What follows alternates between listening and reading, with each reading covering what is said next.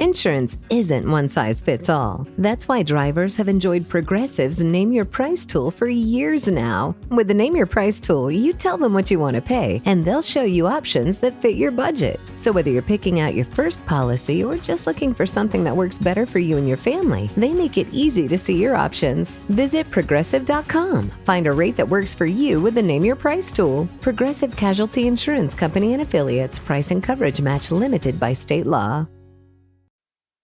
This episode is brought to you by Indeed. Stop waiting around for the perfect candidate. Instead, use Indeed sponsored jobs to find the right people with the right skills fast. It's a simple way to make sure your listing is the first candidates see. According to Indeed data, sponsored jobs have 4 times more applicants than non-sponsored jobs. So go build your dream team today with Indeed. Get a $75 sponsored job credit at Indeed.com/podcast. Terms and conditions apply. In a world where overspending, debt, and keeping up with the Joneses rules us all, where the voices from the merchants, restaurants, and credit companies lord over the common man, out of the darkness, like a beacon of hope, comes a new voice, a voice that's rich and creamy, like your favorite butter, and delicious, like cheeseburger pizza on your diet cheat day. It's The Stacking Benjamin Show.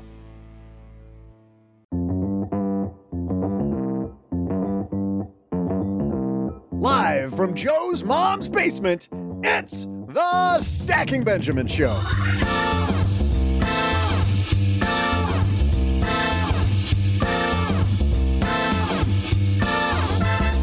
I'm Joe's mom's neighbor, Doug, and today you'll learn how to be better in your job from 2 women who've excelled in their careers. Former Pepsi COO Grace Puma and former Nike president of Consumer Direct, Christiana Smith Shi. In our headlines, it's tax time, and we've got you covered there with America's IRA expert, Ed Slott. Plus, we'll hear why one stacker said, I'd better call Saul. C-Hi and OG. And of course, I'll also carve out time to share some mini trivia. And now 2 guys who just might make it in personal finance after all. It's Joe and O-G-G-G-G.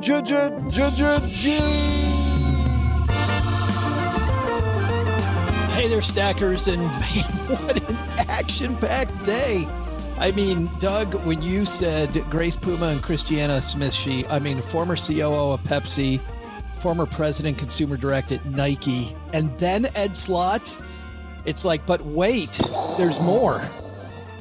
Heads exploding. It's a big day. You know, so many people struggle in their career, and Christiana and Grace have done just a wonderful job of mentoring so many younger people on being better at their job and getting further, getting more out of your career. We're going to talk to them later. Ed Slott first, but first, the guy across the card table from me is probably going to answer a listener letter later on. Mr. OG's here. How are you, buddy? Par for the course. I am here. Yeah, I'm great.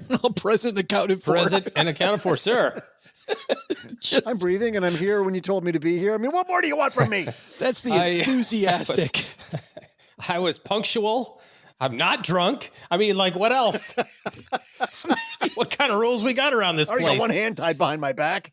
Who needs the COO of Pepsi and the president of Nike Consumer Direct when you got OG? Just don't be drunk and show up on time. You're good. Just filling the room with energy today, isn't he, Joe?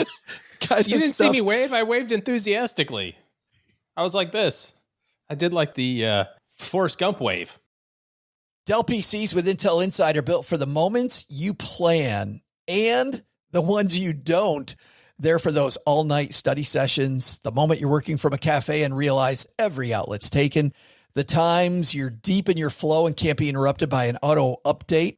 That's why Dell builds tech that adapts to you. Built with long-lasting batteries so you're not scrambling for an outlet, and built-in intelligence that makes updates around your schedule, not in the middle of it. Find technology built for the way you work at Dell.com/Dell PCs. Built for you. Lieutenant Dan. Sorry. Love how the Forrest Gump wave changes when we go to the sponsor spot. You don't walk Do no that more. one again, OG. In business, there is no room for guesswork. Every shipment matters. Every deadline counts. And when you're trying to keep operations running smoothly, the last thing you need is uncertainty. That's why reliability is at the core of USPS Ground Advantage. From the moment your package is first scanned in, it moves through a secure nationwide network, aiding in a timely and accurate delivery. You get near real-time tracking so you can keep up with your shipments. And with affordable upfront pricing, there are no hidden fees or surprise surcharges to throw off your cost sheets. It all adds up to predictable deliveries you can depend on, because knowing your logistics are handled lets you focus on everything else, your customers, your team, and the future you're building. Visit USPS.com/Ground Advantage to start shipping with confidence. USPS Ground Advantage. We mean business. Oh boy, it's getting thick in here already. We got to make sure the room is clean. I invested in some fruit company, and I don't have to worry about money no more. One last thing, as I always say. One last thing. Grace Puma, Christiana, Smith Shi, and Ed Slott. We'll start with Ed Slott. So play the open bumper for us, Steve, so we can move around the microphones. Hello, darlings. And now it's time for your favorite part of the show, our Stacking Benjamin's headlines. Well, just in time for tax day, some people, every spring they think about the groundhog. We think about Ed Slott back on Stacking Benjamins. That's the side that spring Ed is almost here. The fact that you're here. How you been?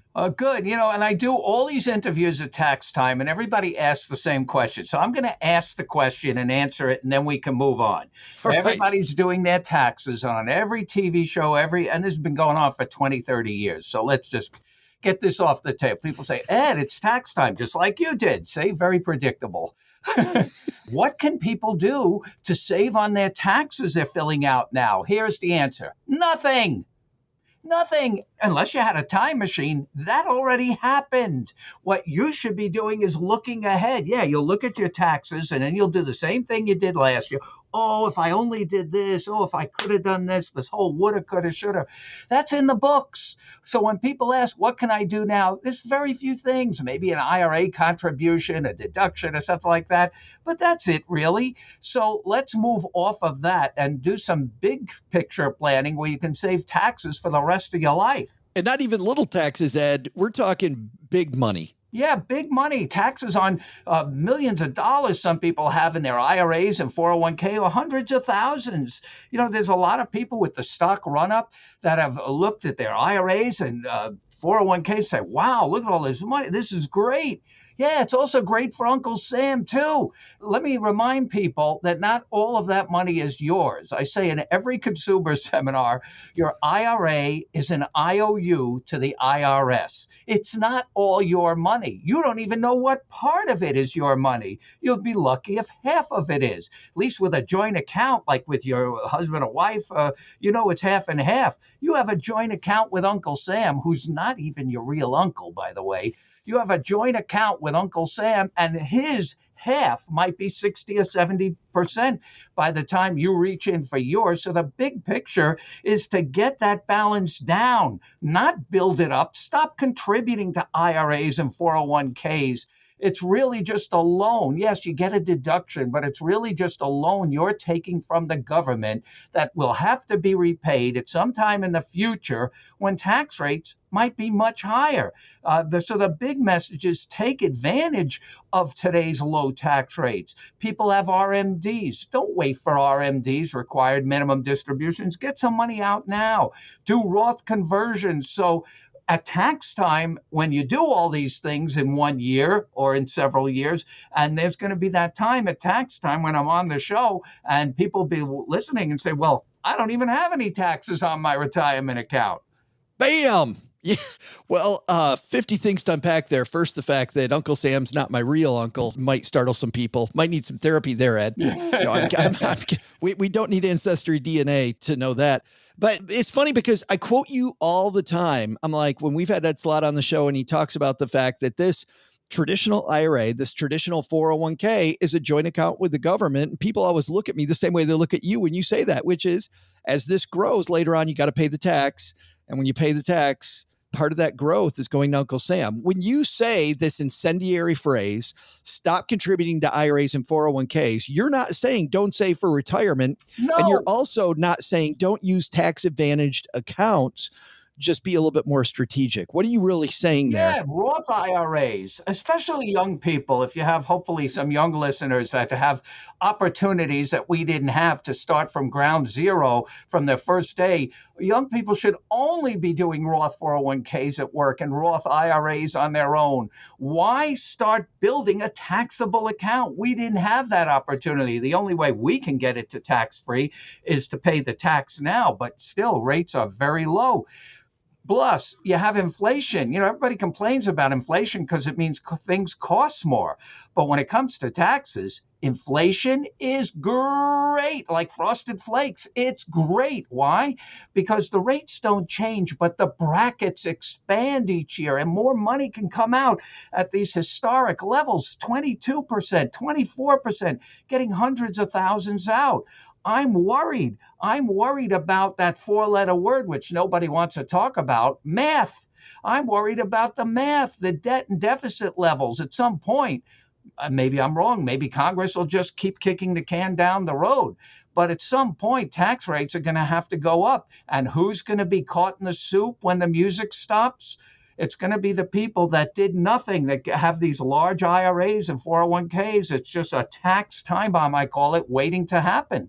Let's transition then, Ed. What you seem to be implying too is for people that need to do the backdoor Roth IRA, right? Where they need to. Yeah, that's a good thing that you can do still.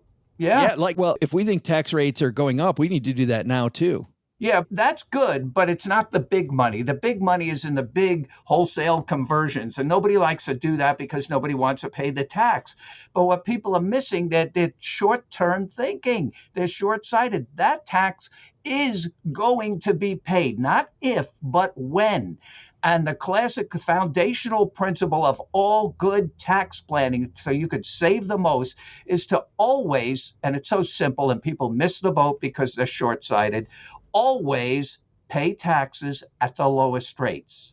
That's it. That's how simple it is. And that may be right now. There is a change afoot when it comes to college planning. 529 plans, Ed, people have some long-term provisions they didn't have before. Tell us about those, because we might have that's new. Something cool. That's new for this year. It's not going to solve the big problem. The big problem is people that took advantage. It's a great provision, these 529 tuition plans, where you put money away for kids and grandkids. And some people have put hundreds of thousands of dollars away. And I've talked to some of these families and now wish they didn't, because the darn kid got a scholarship. And now what do we do?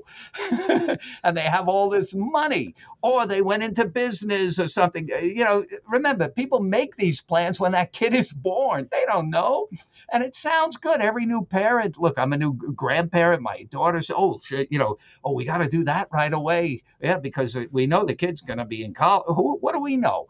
Anyway, there's a way to whittle down those balances. New and Secure 2.0, a provision that takes effect this year. Not going to solve the big problem for hundreds of thousands, because the overall limit on this provision is only $35,000. It's even less than that because you can't do it all in 1 year. But the provision allows 529 balances to be transferred directly to Roth IRAs for the child or grandchild who the 529 was set up for. But there are many limitations. First, to qualify, the account had to be set up for 15 years. Yeah. So you're talking about a long-term thing. And the last 5 years don't count. And it would have to go to the Roth IRA of the 529 beneficiary. And the beneficiary would otherwise have to qualify to make their own Roth IRA contribution by having their own W-2 earnings or self-employment income. And they can't have already contributed to a Roth, because you can't contribute to a Roth, say this year $7,000, and do this for $7,000. So you're limited to the annual amount. But this year, assuming the child qualifies on all of those, or the parents, or child, grandchild, they all qualify, you can actually double up and not be limited to the, say, $7,000, because IRS has just confirmed that even though this provision, the transfer has to be a direct transfer from the 529 to your Roth to the child's Roth, is effective this year. If you do it this year, and assuming the child otherwise qualifies, and you do it before April 15th this year, the normal deadline for making an IRA or Roth IRA contribution, it can qualify for last year, even though the provision isn't effective till this year. So you can put $6,500 in for last year. That was last year's amount, and do another $7,000. So that's you get a little bump, a little boost. For this year, you can do 7 and 6, 13,500 if otherwise qualifying, but still takes a while to get to the 35,000. But you can get a little boost. It's a little item that just came up for this year. It used to be, Ed, that you could change, the 529 plan beneficiary if they didn't use the money. Can I change the beneficiary to me and then stick it in my Roth IRA? You were asking a question, very brilliant, because everybody has asked the same question. Nobody knows the answer because it was not made clear in the law. And unlike the other provision where you could double up that I just talked about, where IRS just came out and said you could do it, they haven't given any guidance on that. But everybody, including me, thinks is one 15-year term. The big question is, do I have to start the 15 years over if I change the beneficiary? And I don't think that's the spirit of the law. That would be ridiculous. Every time you change it, you got to start another 15-year run. I think it's going to carry over, but we don't know for sure. But that's the number one question we're getting on this. Well, and that's what we'll talk about next time you're with us, Ed. For people not watching us on video, hidden in the background strategically, you can barely see it. There might be a book that covers some of this stuff, Ed. Well, actually, it's not hidden. It's all over the place. But this is old already, believe it or not. I already just finished. I don't have a copy of it because it won't be out till June. I have a new version, which is updated for Secure 2.0 because of the IRS regulation. These things change all the time. You really have to keep up with this stuff. The new book is called The Retirement Savings Time Bomb Ticks Louder, because it's a ticking time bomb. And remember, we're in 24 now. 25 is the last year before rates are supposed to get jacked back up again in 26. I don't know if that's going to happen, but that's what's supposed to happen. Well, you've always said that at some point, back to your math comment, it has to happen, Ed. Well, I believe in math, but, it doesn't matter what side of the aisle you're on. You're dealing with Congress. And any politician that tells you I can cut your taxes is really just saying I'm bad at math. Please help me. Ed, thank you so much for being a mentor again to our stacker community. I super appreciate you and your time, my friend. Remember, tax-free is always better. Move your money from forever tax to never taxed at low tax rates right now. That's the big message. IRA's bad. Anything tax-free like Roth, life insurance, even charitable planning, that's where you want to go. We'll link to Ed's website and also to the Retirement Time Bomb Ticks Louder so you can pre-order it at our show notes at StackyBenjamins.com. Thanks a ton, Ed. All right, thanks. Big thanks from Ed Slott. And of course, we'll have links in our show notes page at StackyBenjamins.com, but also we will have more on Roth IRAs and tax planning in the 201 tomorrow. That's our big old famous newsletter. StackyBenjamins.com/201 gets you signed up, always free and always action-packed. Speaking of action-packed, if your career could go better, maybe even if you think it's going fine, these are two women who rose through the ranks. And I think you could say by any measure, quote, made it. Grace Puma is the former executive vice president and chief operating officer for this little company called Pepsi. You familiar with the Pepsi Corporation, OG? Yeah, it's that stuff you put in your Jack Daniels. It's exactly. I'm sure that's how Grace defines it. Before that, she had senior positions at United Airlines, Kraft Foods, Motorola, and Gillette. She's been ranked on the most powerful Latina list by Fortune magazine, recognized as Executive of the Year by Latina Style magazine. Christiana Smith Shi is the former president of Nike's Consumer Direct Division. Before that, she was the most senior partner at a little company called McKinsey & Company. Not sure if you've heard of that one as well, guys. Doug, you've been in the consulting business. You know that name. I did.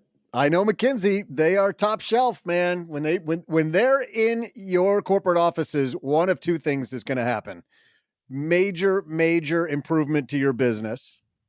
Probably some cost optimizations. Everyone's getting fired.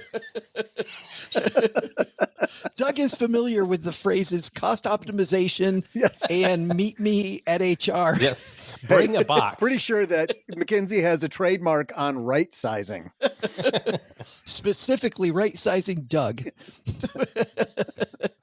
They are up next, but to get there, Doug, while we rearrange microphones again, you've got today's bonus pack of 70s television. I don't know. Let's find out. Hey there, stackers. I'm Joe's mom's neighbor, Doug. Between Joe and OG and our guests, we have a lot of wacky characters here on Stacking Benjamins. I've always thought we'd make a great workplace sitcom like that old show. Mary Tyler Moore. OG would be Lou. Grant, of course, because the dude's totally grumpy. Joe would be Murray, since he likes to give me a hard time. And I'd be Ted Baxter, of course, because I'm the boss around here. Just don't tell Joe that. I like to let him think he's in charge. Set in Minneapolis, the Mary Tyler Moore Show ran for 7 seasons and dealt with groundbreaking topics for the time, such as equal pay, birth control, and sexual independence. I talk about my own sexual independence all the time, but you don't see anyone giving me an Emmy for it. I'll show them. Wait, I can't show them, or you're going to call HR? All right, got it, fine. My apologies. Where was I? While the show centered around a single career woman, the real Mary was actually married. Together with her husband, Grant Tinker, she launched MTM Enterprises, which produced her namesake show as well as dozens of others, including The Bob Newhart Show, Hill Street Blues, and Cheers. I ought to start my own production company. Then I can finally make the Joe's Mom's Neighbor Doug show. That would be awesome. Today's trivia question is, what was Mary Tyler Moore's production company's mascot? Here's a hint. It riffs off one of the great entertainment mascots of all time. I'll be back right after I find where I flung my hat.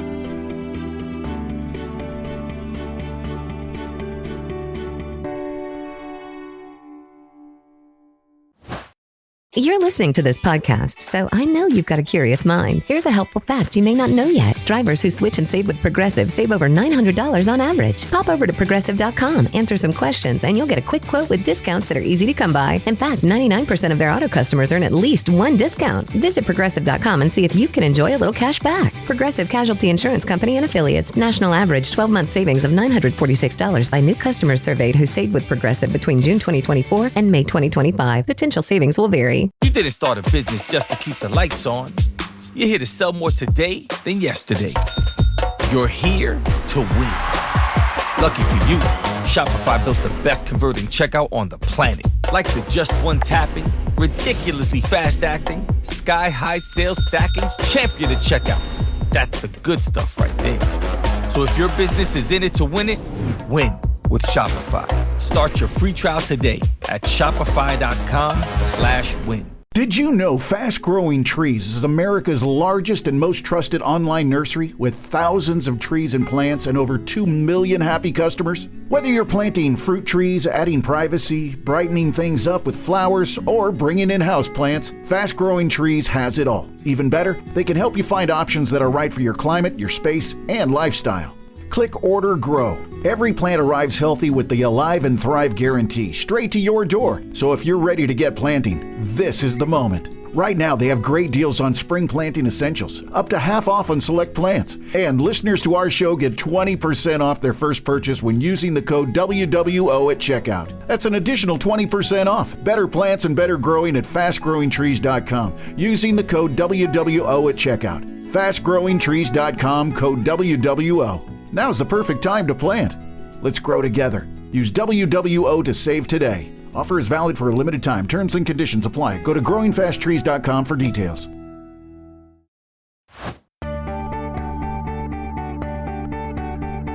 Hey there, stackers. I'm soon-to-be sitcom star and Stacking Benjamin's mascot, Joe's Mom's Neighbor Doug. After the first season, the final lyric of the Mary Tyler Moore theme song changed from "You might just make it after all" to "You're gonna make it after all." I guess she really proved herself that first year of producing television. Today's trivia question is, what was Mary Tyler Moore's production company's mascot? The answer? Mary named her company MTM as a nod to industry giant MGM, whose iconic mascot was a lion. And so, for her own company, Mary went with a kitten. Oh, I get it. That's cute. And now, let's go from kitten to Puma with 2 women here to teach you all it takes to make it to the top of your field. It's today's mentors, Grace Puma and Christiana Smith Shi. And I'm super happy they're joining me in the basement. Christiana and Grace are here. How are you? We're good. Nice to talk to you, Joe. Very good, thank you. Well, it's great to talk to you, but I'm wondering this. How do two people with your resumes meet? Because I have to, just thinking about your careers and all the things that you've done, I have to imagine that there's not a lot of time for just going out and meeting people that are doing the amazing things that you two are doing with completely different companies. I don't know who wants to take that question. I'll start. You're right, Joe. As grown-ups, I think we all realize it's harder to make new friends. And you definitely don't join a corporate board to make a new friend, but that's exactly what happened with me and Grace. We both joined the same public company board as directors, same day. Two women, which means you notice each other right away in that environment. And we connected pretty early on. We have similar straightforward styles. We have, similar deep expertise. Grace is in the operations field. Mine is in retail and consumer, but I could tell right away that when she said things, she knew what she was talking about. And, we're both pretty straight shooters. And so I think it started with recognizing and appreciating each other's contributions, but over time, getting to know each other better as people and really clicking as friends. For people listening, by the way, in the audio podcast, that was Christiana. And we'll just do these introductions very quickly. But Christiana, I want to stick with you for just a moment on that, because I know from reading your book that you've been accused during your career of networking. I remember somebody rolled their eyes at you or something, saying you're networking all the time with people who this person thought was irrelevant to your career. And you kind of pushed back and said it's never relevant. Tell me about you and networking and why. Well, I didn't think of it as networking, Joe, and I think that's partly why it's more natural and more organic. I thought of it as connecting with people. What that particular colleague was reacting to was I was taking phone calls from people that were looking for jobs and trying to help them find jobs. They were either former clients of mine or former colleagues of mine, and it was during the Great Recession a few years ago. My perspective is what goes around comes back around. So if you actually want to build a professional network, and Grace and I believe that a professional network is one of the biggest assets you can have in your career. If you want to build a good one, then you've got to cultivate it, just like anything else, and you've got to pay real attention to it. And the best way to do that is actually helping people when they reach out to you. Grace, what do you remember from that first meeting with Christiana? Just give her pretend she's not here. Tell us the truth. I always do. Yeah, she always pretends I'm not here, Joe. That's no, what she I means. always tell the truth. Yeah, well, you know what I remember? I remember us sitting down, and we went out for a drink on Fisherman's Wharf after a meeting, and we started to talk about our personal lives and who we were as people. And one of the things we found is that we both had adult children, if you could call them that. They were in mid-career, and we really wanted to transfer knowledge to them and our experiences and transfer learning. And then we went on to talk about, the amount of people that come for mentoring. And so it was really kind of rooted in how do you share your insights, and the insights and the learnings that we have and the strategies that we talk about in this book are very transferable and relevant to today. So from there, with the intent of paying it forward and being able to help people have the benefit of some of the things we had to learn along our way, we went and birthed the book. And the other thing is we really had an appreciation that, Christiana is an amazing person. We got to senior levels, very different paths. And that's very relevant because as we talked about it, we realized it's not about becoming me or her or what we achieved. It's about people really being able to realize their greatest potential and define their journey and their aspirations strategically. So, that's really what this is about. Can I ask you about that potential? Because you share, obviously, what are some alarming statistics for women in the workplace? And the two of you climb the corporate ladder at a time when I'm hoping it was more difficult. Is it getting better, Grace, for women? I think I think every generation has its challenges, but I do think it's getting better for women, definitely. For one thing, we're living in an environment now where businesses are much more flexible to men and women about how they achieve their career aspirations and how they're able to integrate. And we talk about this concept of 360-degree life, how they're able to integrate their personal lives and their professional lives so that they can be successful at both. So I think that's a key factor. I also think there's a key factor on the ability to get exposed to a lot of different opportunities and a lot of different industries now. So the hiring and the hiring base and people being more mobile opens up opportunities as well. So I do think it's, I don't want to use the word easy, okay? Careers will have our long journeys, okay? There's twists, there's turns, there's economic downturns. I mean, a lot of things that you're seeing today in the news. So it's not easy, but there is an infrastructure and that's helping, I think, make this a little more achievable for people. Christiana, the two of you draw a big difference between the job you're in today and the career you're looking to have. Can you talk about that? Because I think most of us get hung up in, well, I just want to be the best worker I am today. People will hopefully notice and I'll get promoted. Yeah, I recall thinking those exact thoughts, Joe. So it's a very common thing. And there is nothing wrong with doing a good job at the job you're in today. We just want people to remember that your job is not your career. And so what does that mean? It's table stakes to be good at what you're doing right now. Grace and I talk a lot about a concept called professional equity, which is how you build credibility and a track record at work that you can then leverage and invest in a lot of flexibility and opportunities later. But you don't build that professional equity unless you're good at what you do. So when people ask me or Grace, how can we be you? How can we have your career? We always tell them, first things first, be good at what you do. Okay, but why is a job not a career? Because if you're just chasing the next title, the next salary bump, the next scope increase, you may find it's like jumping rocks across some pond and you get to the other side, but it's not a place you want to be. We want people to think about what their career destination is and what they want to do over time in life and what are the capabilities they're going to need to get there and what are the experiences they need and what kind of environment they want to work in and what people they enjoy being around and collaborating with. All sorts of questions we have in the book that you can do your own diagnostic. Put together your own career goals, right? We call it your cardinal direction. And then work strategically, as Grace said, to get yourself there over time versus I'm just trying to max out today in the job that I'm in.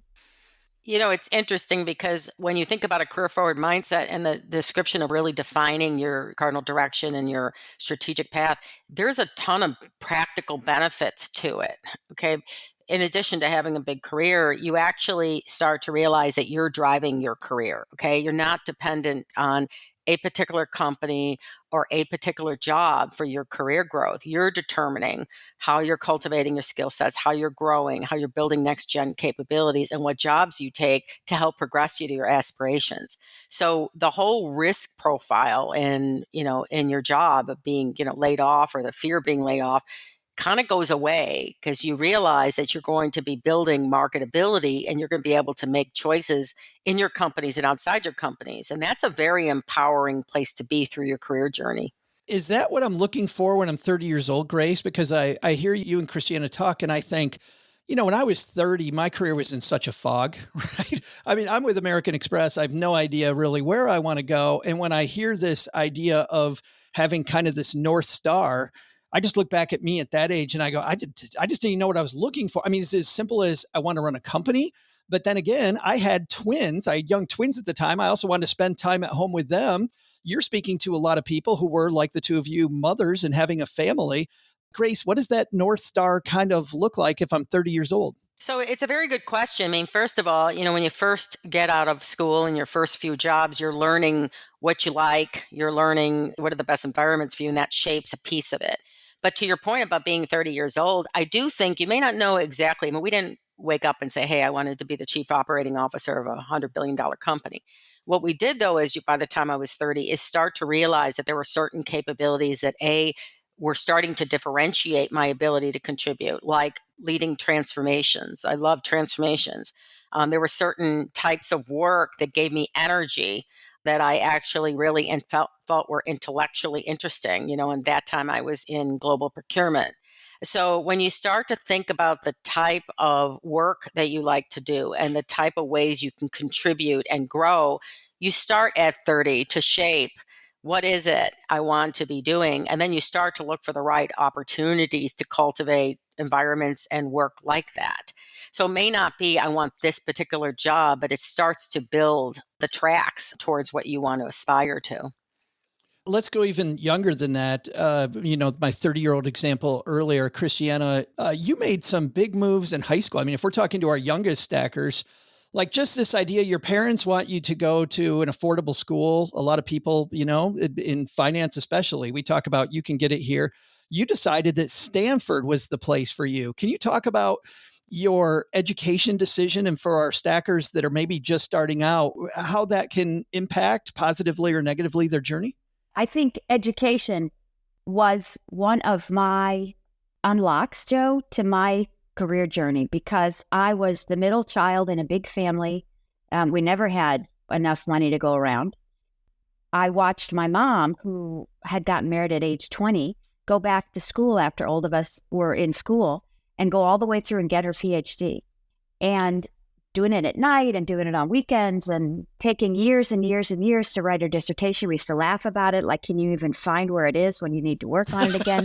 It took her a long time, but she never stopped. And she never explicitly told us that education was the ticket, but she spoke to it through her actions, right? The fact that even with 5 kids, she was willing to do night school and do all the other stuff she had to do with my dad's support. So I think I modeled that. And as a kid growing up in San Diego, I also wanted to get out of San Diego. At that time it was kind of a sleepy Navy town, and I didn't know what I would ever do there that would excite me. We talk about how your career direction gets sharper over time. So in the earliest stages, it is okay if your career direction is, I want to learn X. I want to get an education. I want to understand how to do math, how to talk to people, how to make money. I want to just get smarter. Okay. And then as you do that, you start to figure out, what subjects do you like? And what subjects are you good at? What feels intuitive to you at school? What do people look at you and go, God, that comes so easy to you. I have to work so hard on that, right? For me, it was not science. For my sister, it was science.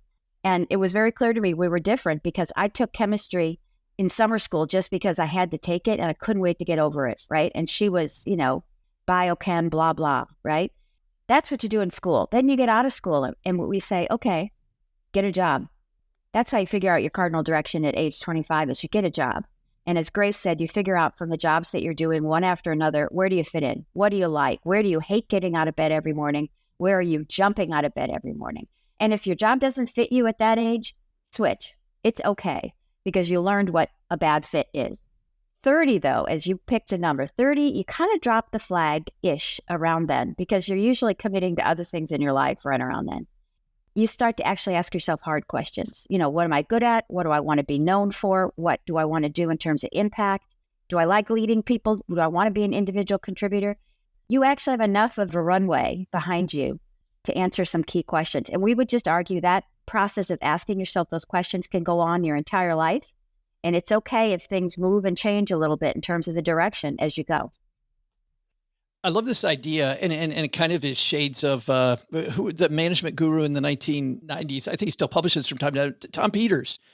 Tom Peters talks about, don't wait for your manager to train you. Like, if you want to be good at your career, take control of your career. Like, that's kind of what I'm hearing. The thing that I want to ask about is, Christiana, you talk about excitement and kind of following what excites you when you're young and what really lights you up and where those hot buttons are. And if you're not getting it where you are now, to move on. Both of you have changed companies many times. Grace, you had a very comfortable position at Kraft and moved over to an airline. Oh God. I just remember Warren Buffett saying that if anybody tells him to buy an airline stock, take 2 aspirin and sleep call on him when it, the fever's right? gone. Yeah. Right. Right. But you moved because you said earlier, you really like times of transformation and working through transformative opportunities. By the way, were you there when Oscar Munoz? No, I was there when Glenn Tilton was there. Okay. We had Oscar Munoz on last summer and boy, what a dynamic person. But let's talk about that move, because that seems, if we just kind of plot that out, that seems like going from a very safe place at Kraft to a very risky place with United. Yeah, it was a very thoughtful but very high risk move. And so why did I do it? I mean, people thought I was crazy. I was in senior levels at a food company doing well, but I left and took the chief procurement officer job at United Airlines for a couple of reasons. One was my daughter was still in high school and it wasn't a time to move her. So I was getting called and ready for CPO positions, but I didn't want to relocate.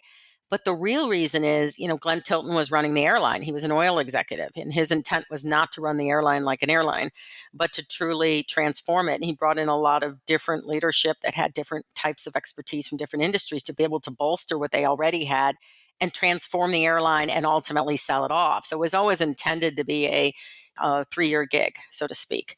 But what I got out of it was I still left a very stable food company, went over there, and I was a single parent at the time. And very shortly after joining and transforming, if you would, the function, the procurement function I was running and building up the capabilities, the financial crisis hit. It was really scary. Our price had gone down. I used to joke with my boss, who was the chief operating officer at the time, to nearly the price of a latte. And, I would sit there being the primary supporter for my family, and I was really wondering, what did I do? But what really happened was it gave me invaluable experience. I mean, first of all, I loved the 3 years that I had worked there, and because I could be part of a very lean management structure that went through transformation, but also went through major financial and business crisis. And being part of that, I was upfront and got exposure to being part of the decisions we were making to turn around the company and weather such a severe situation. So what I gained was invaluable skills, and I loved the people I worked with. And, it was just like being on a SWAT team together, and it was intellectually expanding. After we got the company turned around, increased performance, and we were part of the team that sold it off and into a merger. And I went off, and it led me with the capability I built to the next big role, which was in the PepsiCo organization. You can look backwards and say, wow, what were you thinking? Everybody thought, what was I thinking when I went? I would never trade that experience for anything. And part of what I had in the background was knowing that I had built professional equity, and I had ensured that I had built a nest egg that had things gone south and the financial crisis continued to hit the airline and maybe things evaporated, I knew I'd be okay. I knew I would still be able to count on being able to progress towards my career aspirations. But yeah, it was a great experience, and it was something that really helped shape me. Christiana, same question, but you've got the opposite, right? Grace is looking at United as a 3-year gig. You're at McKinsey for, I think, 21 years. You stay with one organization for a long time. Talk to me about that and the different path that you took than Grace took.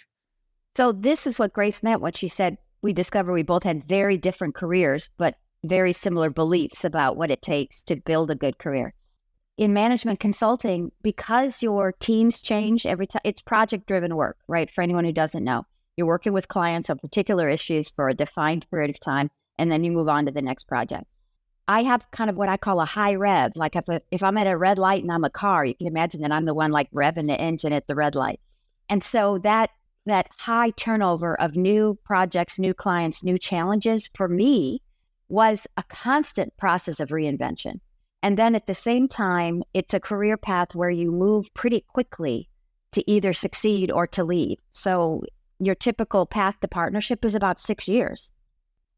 For someone like me, it meant that the level I was at, the managerial responsibilities I had, the clients I served, all of those things were changing constantly. And for someone like me, that was invigorating. And then 20 some odd years go by, as you said, I was the senior partner at that point. And I kind of look back and realize I feel like for the first time in my career, I'm kind of doing the same things over and over again. Because I'd been a senior partner for 10 years. I had a lot of stable clients, which is great. Loved them all. I'd seen a wide range of business problems. So there weren't as many new crises that were coming at that I hadn't at least got some pattern recognition around. And that didn't work for me. For me, I kind of like Grace going to United, I needed to raise the bar again. We talk a lot about watching out for what we call benevolent stagnation, which is when you're in some place that's very comfortable and you're doing okay. And you lose sight of the fact that you can't really hold yourself in the same position forever because gravity will eventually pull you down. And especially in business today, if you're not moving forward, eventually you're going to move back. And I kind of had that realization. And that's the next time that I checked in with myself about my cardinal direction and what I wanted to do. And I realized what I wanted to do was be in a position where, in addition to solving tough problems, I could actually see the implementation of the solution all the way through and be responsible and accountable for whether it worked or it didn't work. And that's what led me to go from McKinsey to Nike. Well, and even before that, I just love the reason you went to McKinsey in the first place, which it turns out, Christiana, was really obviously it's a great fit if you stay there that long, but you were at Merrill and didn't love the culture. I was on the street, Joe. You would recognize this. Yeah. That's where people lose their hair, Christiana, right there. Yeah, or lose their mind, right? I mean, and I was there in the 80s. It was so go, go, go. It was total barbarians at the gate time. If anybody's ever seen that movie or read the book, Gordon Gekko, like slashy guys in suits and cigars and all that stuff. And, almost no women. It's an example of what we talk about in the book, which is just get a job out of college. You're going to learn so much. So I needed to pay off my student loans. Investment banking was one of the highest paying starting roles that you could get out of undergrad. And I figured if I could do it for a couple of years, I'd make a decent dent in the big pile of debt that I had getting out of school. And so I did it for 3 years. I landed at Merrill, and I really admire the firm. I still do. I got tremendous exposure and learning there. I feel like I grew up. I even learned like what cocktails do cool people drink when they go out. I was kind of a student of the whole, like, oh, this is what serious work looks like. This is what big time players do. This is what, because we were working with CFOs and CEOs and, senior partners in the bank and all the rest of that. So I learned a lot, but I would say by my third week at Merrill, I wrote a note to myself that I was going to go to business school. And I'd never thought about business school before. And the reason was because I knew that the longest I could probably stand to work at Merrill was 2 to 3 years. At that point, I was going to have to go do something else. And business school or any additional education, as I told you, it can be a great reset point.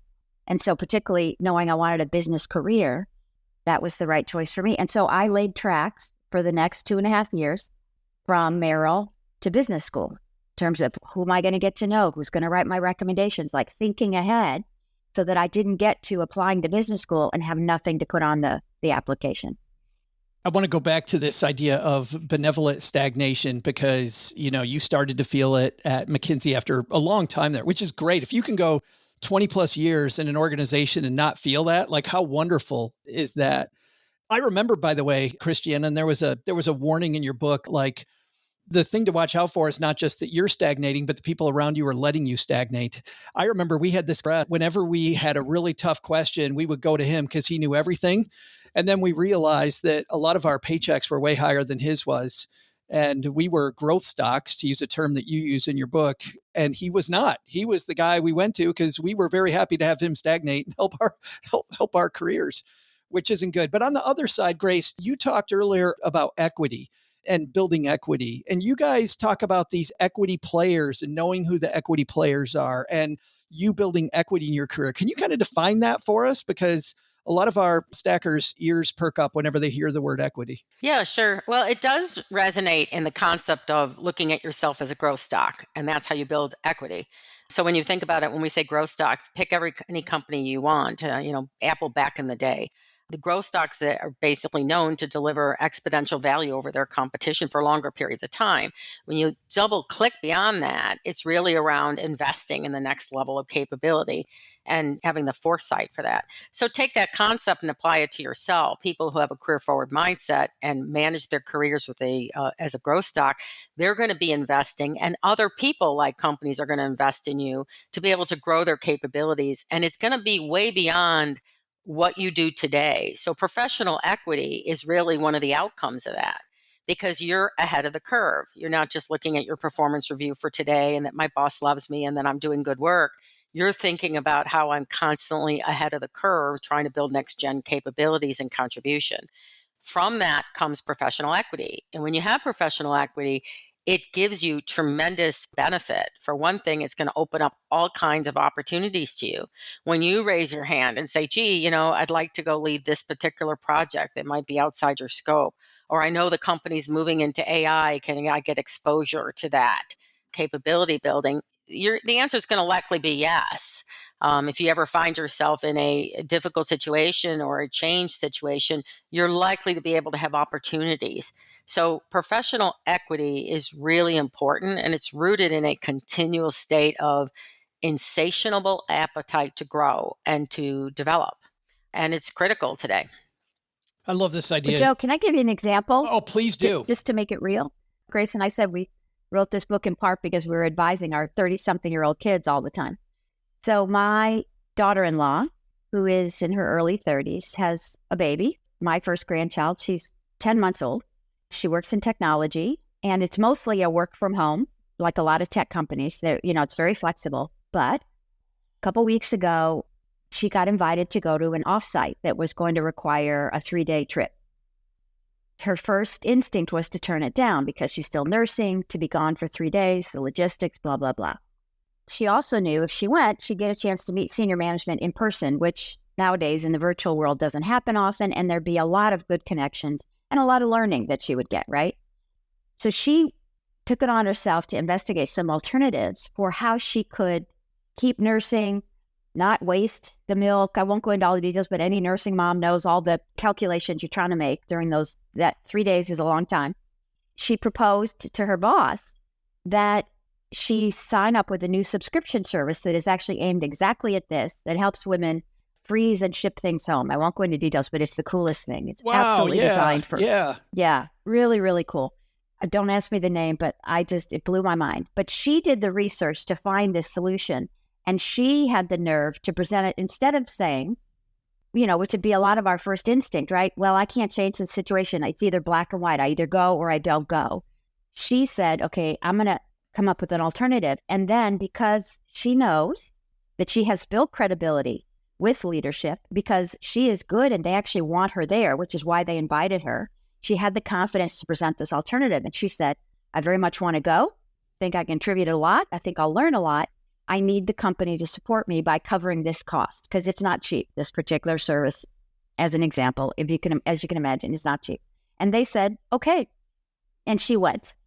She came back so energized and so recharged, not to mention 2 full nights of sleep, which as a new mom is a rare thing. She FaceTimed the baby a lot. She worried a lot, but she's so glad she went. And it's an example of she had built professional equity. She's good. They want her. They want to invest in her.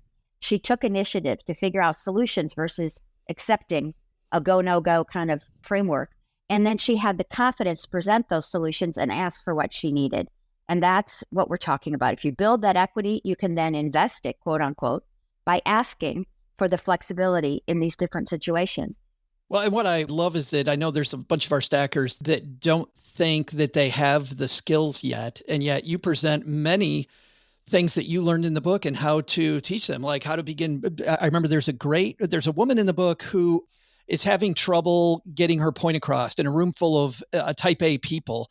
And you guys teach that. You open up talking about being on stage and how you had to learn to be somebody that could speak in front of it. You wouldn't do what the two of you have done your career without being able to speak in front of people. And those are just a couple amazing things. The book is called Career Forward, Strategies from Women Who've Made It. And I believe it is available. Amazon.com and anywhere you buy books. So literally you have no excuse. If you like what we've talked about, you can get a copy. I have to, before I let you go, I'd be remiss if I didn't ask you a couple of questions that I'm sure on everybody's mind that have really nothing to do with career, but more about the places where you were. Grace, let's start with you. So the COO of Pepsi goes into a restaurant and all they serve is that evil Coca-Cola. What does the COO of Pepsi do in that situation? How do you navigate that? You don't order a soft drink. If you want to take a step further, you make sure you give that restaurant information to your sales folks in the food service business. But yeah, I mean, you stand behind your brands and you don't. You drink water, you drink wine, you don't order a soft drink. I thought you might walk out, but instead you're selling. You're like, what's the deal? Yeah. That's better. Yeah, make a new customer. Second question for you. When people look at the brands behind Pepsi, they see all of these quirky brands. Like you had no idea Pepsi was the company behind X brand. What's the one that surprises people the most about Pepsi when they hear that Pepsi is the parent company of this brand? Yeah, so PepsiCo is huge, a $100 billion company. And I think the one that's interesting is probably the Frito-Lay business. They think Frito-Lay is a separate company, and it is a company, one of the big business units within PepsiCo. So when you're talking about Doritos or any of the other products, I think people think because of PepsiCo that they think it's primarily the beverage side of the business. And it's a very global business too. So there's a lot of other brands that are probably not as well known under the umbrella. I look at some of those quarterly reports that you had during your time at Pepsi. And I think that my Dorito consumption helped float the company. So you're welcome, Grace. You're welcome. And then I was surprised Flaming you hot, didn't. right, Joe? That's right. Flaming hot. I was surprised you didn't name me. I didn't know you then, Joe. In the piece. There's this guy in Texarkana. And then Christiana, a couple for you that are similar. So, there was this great movie Air last year in 2023 that I loved. Obviously, those are the early days of Nike. That kind of wheeling and dealing thing, is that still Nike lately? There's a part of Nike where that's constantly needed, and that's definitely sports marketing, because Nike is always looking for who that next big athlete will be that epitomizes the brand, that has the values that Nike has, and their sports marketing agents, are out there looking for the next Michael Jordan. And I'd also say on the sales side, Nike is very aggressive about growing the brand, but growing it in the right way. So there's absolutely those parts of the brand. But inside Nike, I think creativity is equally valued. And it's probably one of the most creative places I've ever worked, whether you're talking about marketing or you're talking about product design. It filled my soul, literally, to be surrounded by people that were so idea-driven. And the last question for you, of course, about Nike was, I think a lot of that, as springs from the shoe dog himself, Phil Knight. And, not only does Ben Affleck enjoy, I think, presenting him as a quirky character, I feel like everybody's got a Phil Knight story, Christiana, about just, brilliance and madness. So any good Phil Knight stories? Well, first of all, I am deeply grateful to Mr. Phil Knight for supporting us on Career Forward. He actually took the time to write a blurb for the book. I just am so grateful about that. And it's a longer conversation about, again, how you build and invest in relationships, because I've known him since 1998. As a consultant, he was my client. Phil is pretty accurately portrayed in the movie, I would say. I'm not sure he completely agrees. He is an example of a CEO that isn't a big slap you on the back, extroverted guy. And I love that, because everyone thinks that to be CEO, you've got to be some big outgoing, glad-handing guy. And that is not him, right? He's actually a pretty introverted personality. And like a lot of introverts, does a lot of thinking and recharging of his thoughts on his own. It's inspiring to work for someone like that, because it helps you realize that you don't actually have to be some prevailing style or model to be able to build something as phenomenal as Nike Inc. I think, man, not just from that, but, from the book Shoe Dog and from other stories, the fact that he thinks so deeply about so many things, I think shows why Nike's grown, because of his resilience and ability. He's an example, too, of many stages in your career, because at this point now, a big focus for Phil and his wife, Penny, is philanthropy and the impact that they've had on healthcare in the Oregon community, and now on access to fair housing and other things. It's staggering, right? He's also a model, I think, for once you've made it, how do you turn around and help others? Grace and Christiana, thanks for mentoring our stackers today. I super appreciate it. It's a pleasure. Thank you. Enjoyed it. Thank you. This is Daryl from Pennsylvania. When I'm not busy arguing with a 4-year-old, I'm stacking Benjamins. No, Daddy. Thanks to Grace and Christiana. OG, obviously so many of the things that they talked about resonated, but back to this idea of benevolent stagnation. And I told the story briefly, as you heard with them, but I totally remember just the dude in our office in Troy, Michigan, who we'd all ask the hard questions of, hey, do you know what the contribution limit is for a Roth IRA for whatever? If we need to do a backdoor, how do we, if we need to do this for our estate planning for our client, how do we'd ask him all the tough questions. And then one day I found out that his paycheck was roughly half of mine. It isn't about what you know. I know the feeling.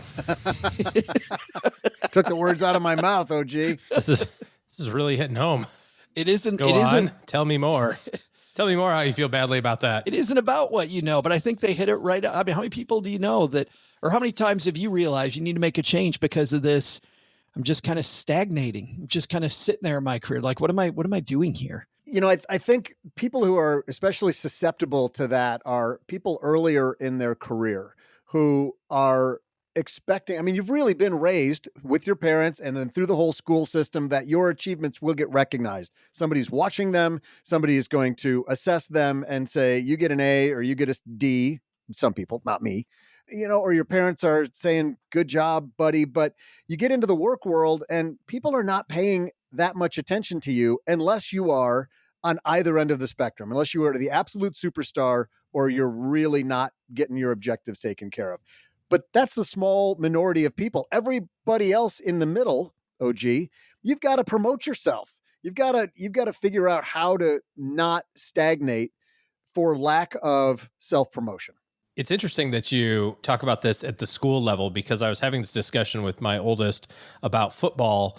He's a junior, going to be a senior. They're redoing some of their football program. They're adding some new staff, and he's kind of stressed about that because he doesn't know the new staff as well as he knew the old coaches. And I said, oh, don't worry about it. Just set a good example and be in the gym and they'll notice. And he's like, they don't though.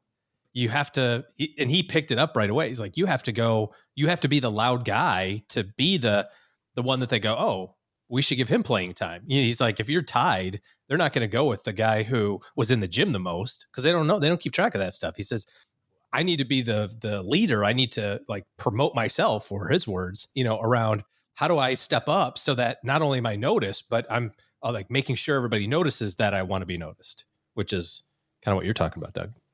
Yeah, I mean, we all love the idea of this pure meritocracy where you just do your job, do it a little bit better and a little bit more than what was defined on your annual objectives. You get noticed and everybody's happy. But in reality, the people who should be noticing, they've got so much on their plate that they have to be worried about that unless you really have done something outside of the normal control parameters, you sold the $2 million deal or something. Well, that's why the idea of brand equity they talked about, Doug, was so important. And also the idea of the ability to speak up in meetings and to be able to be a part of the group is a skill that we can all learn. And we don't learn the soft skills. You talked about how, in school, it's a meritocracy. We get an A, we get a B, we get a C, we get a D based on knowing the material. But we get on that team, like OG, like your son. Now I got to know the coach. Coach has got to know me.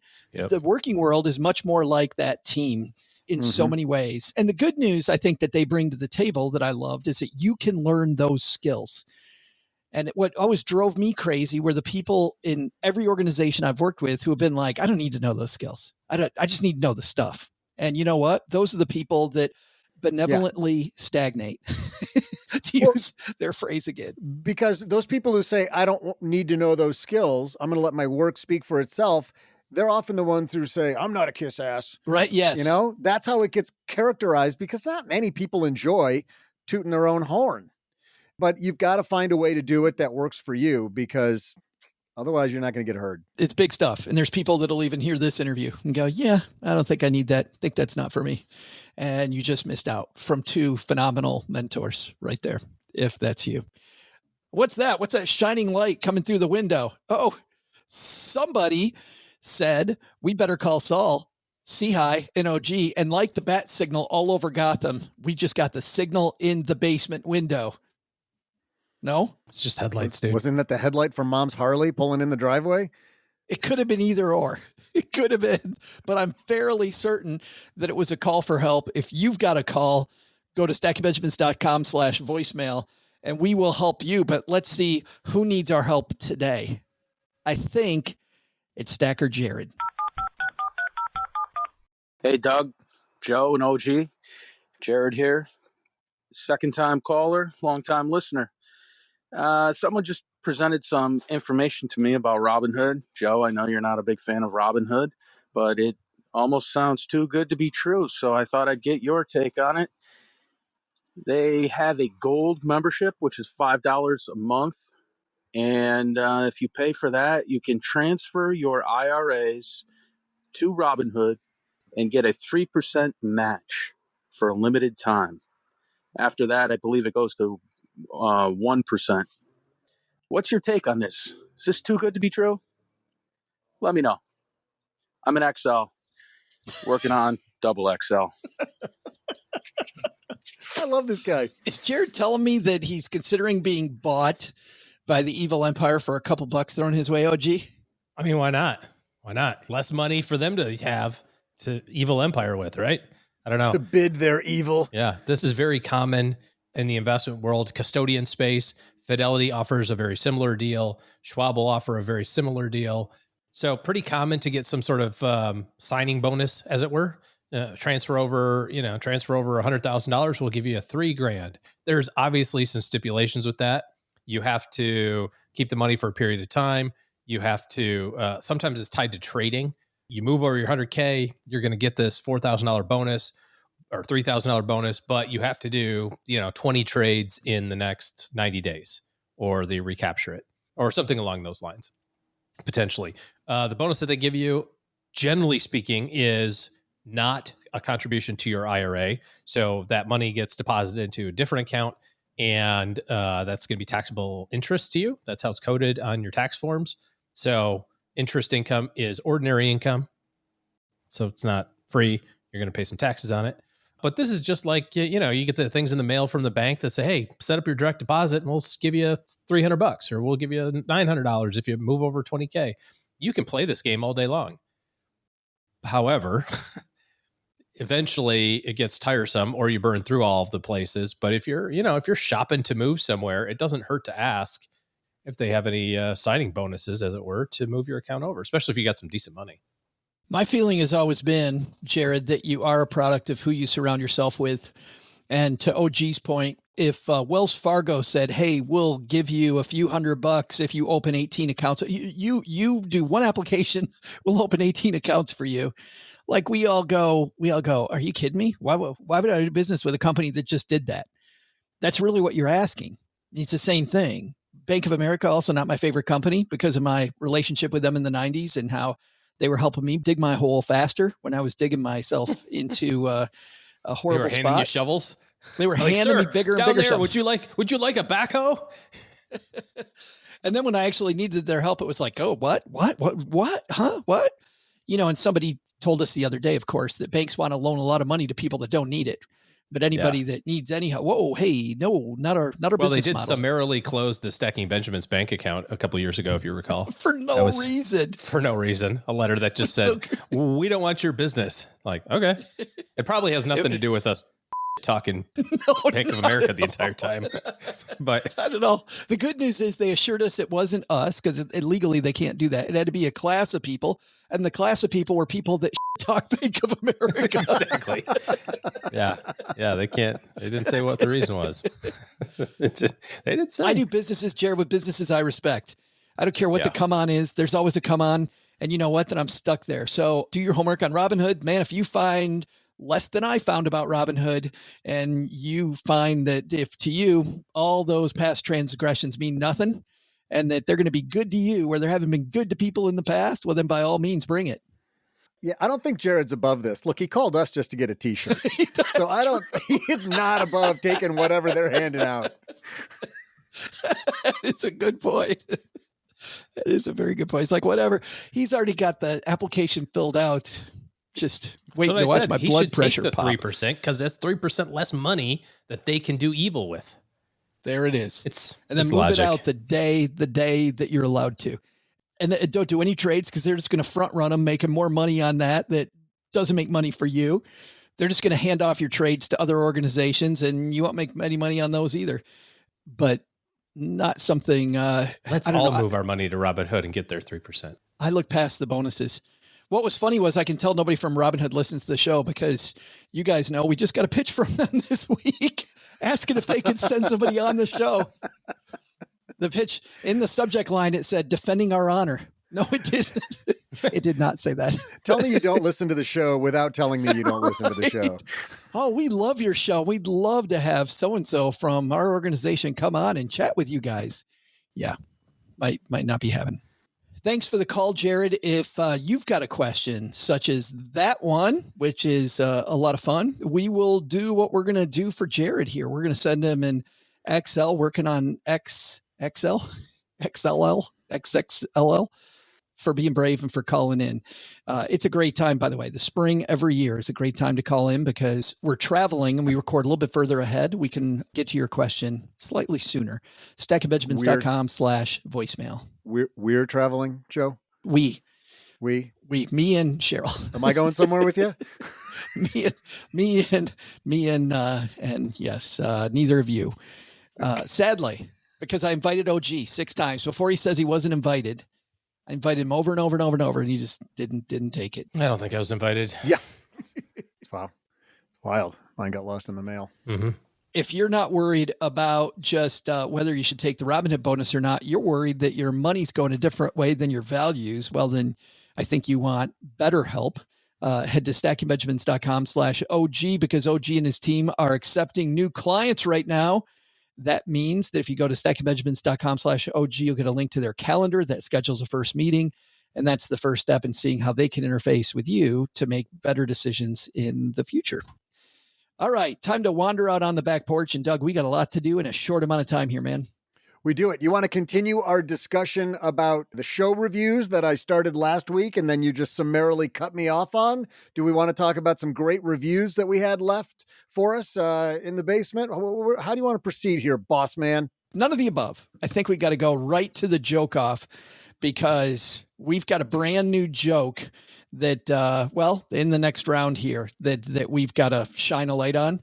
The number 7 versus number 14 seed to see who goes to the final 4. Pretty exciting. Karen just placed this one in the basement so that people can vote on which one they want. This will round out our final 4, right? This is it.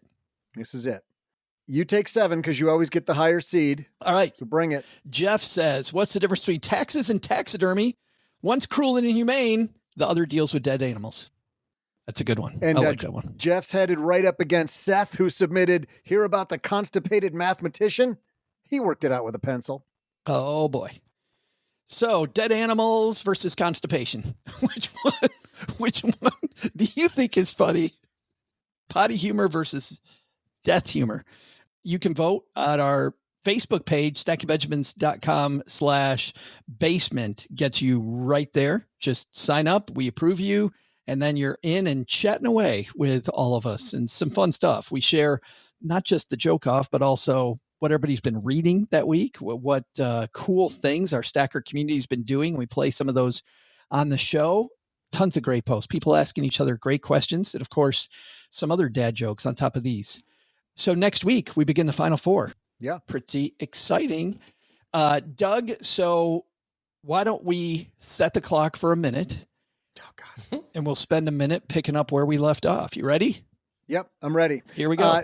So I rewatched a great documentary called Last Breath. Would strongly recommend this. Big thumbs up. It actually uses actual footage of the event in question. It's about a profession you didn't even know existed. It's deep sea divers who help get oil wells out in like the North Atlantic and in the North Sea. And I mean, just horrible places on this earth. Great documentary. Highly recommend. Watched American Symphony. Did not love that, about a great musician, Jean-Baptiste. Love his music. An incredibly talented guy. Just bored with that movie, Really? American Symphony. Yeah. That surprises didn't me. love it. I know it. I thought I would love it. That's really the same thing about, Leonard Bernstein as well. I thought I would have loved that, but I didn't learn anything about Leonard Bernstein during that movie. Yeah, that was an excellent point you made about, I think you were right. You didn't learn about you learned about his quirks. Yeah. And weirdnesses. And maybe that's why they'd you could go find out about his accomplishments anywhere you want. We're going to give you the backstory on Lenny. Maybe that's why they did that, but I understand your point there. All right. Fool Me Once, 2 thumbs down. Another ridiculous show. I think it was Netflix. Just a British show. Normally I'm all into kind of the British crime formula shows. Love them, but this one sucked. What's it about? Fool Me Once. It's about a woman whose husband dies and you think he's dead, but maybe he's not dead. And, it just so happens that she happens to be ex-military and a helicopter pilot. So that's convenient because then, they move the plot along because she'll be up teaching somebody in her helicopter and spot a car 6,000 feet below her that she wants to follow. So she'll go follow the car. Yeah. Of course. Just ridiculous, stupid stuff. Easy to pick out a car from 6,000 feet. I know. Okay. Even if it was 600 feet, the fact that she's just able to conveniently be there and then she goes and lands Well, you know how some people, like in high school, you put like kick me on the back of somebody's. Yeah, it's never happened to me, but I know what you're talking about. Allegedly, it happened. You do the same thing on these shows. You just hit a follow me and put it on the top of somebody's car, and she probably saw that. Right. I'm sure that was it. Bad guy this way. Right. Cheryl told me that I was hoping you were going to say that that's apparently David Tennant has a new crime series out, which, I mean, if one of the two main actors of Broadchurch out with another one, can't wait for promising. Can't wait for that. Yeah, we'll see. But we're out of time. That's it for today. Nope. Bull crap. That is it for today. No way I'm letting you start talking and it steals away from my minute. I started talking well after the minute. We were already at 2 minutes when I started talking. I stopped the clock before I started at 1:55. Unbelievable. So, well, there's more. It's exciting. When we do your reviews, we are slowly releasing the Kraken. We get like 3 minutes of trailer that nobody knows because it's just like explosion noises and symphonic music. We have no idea what it is. Sets the mood. Before we even start talking about it. Sets the mood. It's wonderful. By the way, we'll do that soon with Argyle. I just saw Argyle in the theaters. Great stuff. Hey, Doug, what should we have learned today? Okay, fine, OG. I'll move things along. What's on our to-do list today? First, take some advice from Grace and Christiana. Don't wait for someone else to train you to be great. Move your career forward by taking control and building equity. Second, take some advice from Ed Slott. Get that Roth started. But what's the biggest to-do? I got to get Joe to add my picture to the Stacking Benjamins logo. But then again, that might make it too sexy. It's quite a dilemma. Thanks to Ed Slott for joining us today. You can find out more about his work at IRAhelp.com. We'll also include links in our show notes at stackingbenjamins.com. And thanks to Grace Puma and Christiana Smith Shi for coming on the show today. You can find their book, Career Forward, anywhere books are sold. This show is the property of SB Podcasts, LLC, copyright 2024, and is created by Joe Salsihai. Our producer is Karen Repine. This show is written by Lisa Curry, who's also the host of the Long Story Long podcast, with help from me, Joe, Kate Younkin, Karen Repine, and Doc G from the Earn and Invest podcast. Kevin Bailey helps us take a deeper dive into all the topics covered on each episode in our newsletter called The 201. You'll find the 411 on all things money at the 201. Just visit stackingbenjamins.com/201. Wonder how beautiful we all are? Of course you do, but you'll never know if you don't check out our YouTube version of the show, engineered by Tina Eichenberg. Then you'll see once and for all that I'm the best thing going for this podcast. Once we bottle up all this goodness, we ship it to our engineer, the amazing Steve Stewart. Steve helps the rest of our team sound nearly as good as I do right now. Want to chat with friends about the show later? Mom's friend Gertrude, Stacy Doe, and Julia Garib are our social media coordinators, and Gertrude is the room mother in our Facebook group called The Basement. So say hello when you see us posting online. To join all the basement fun with other stackers, type stackingbenjamins.com/basement. For more interactive fun, join us on Instagram every Tuesday and Thursday for our Instagram Lives. Kate Younkin and Joe host those weekly. Not only should you not take advice from these nerds, don't take advice from people you don't know. This show is for entertainment purposes only. Before making any financial decisions, speak with a real financial advisor. I'm Joe's mom's neighbor, Doug, and we'll see you next time back here at the Stacking Benjamin Show.